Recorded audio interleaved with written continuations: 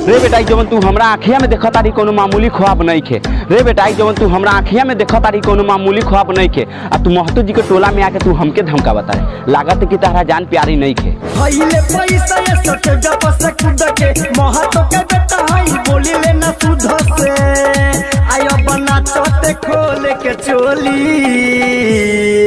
सुनो जे भी और केस्टा में बोली ओके मारो दे हो मजा। बेटा हम निशाद तुम लोग लाख कोशिश कर लो मुझे गिराने की पार हम उठना जानते हैं। बेटा हम निशाद तुम लोग लाख कोशिश कर लो मुझे गिराने की पार हम उठना जानते हैं। और ये मुझे छोटी मोटी हाथियों से डर नहीं लगता क्योंकि हम महान सम्राट पृथ्वीराज निषाद को अपना गुरु मानते हैं। अरे सारी जवन तू अकर दिखावा तारे ना अपना घर जाके दिखाइए। अरे सारी जवन तू अकर दिखावा तारे ना अपना घर जाके दिखाइए। हम महतो जी के बेटा ऐसा रहूँ ज्यादा बोले ना तो तहार नीचे पटक क्या करे जो फाड़ दे।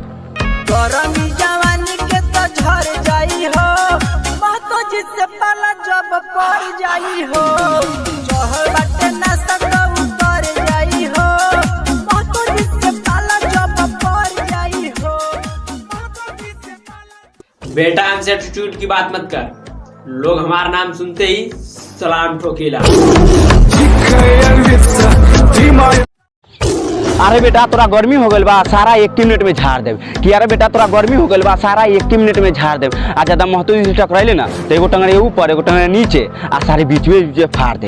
गरमी जवानी के तो झर जाई हो महतो जी से पाला जब पड़ जाई हो चहल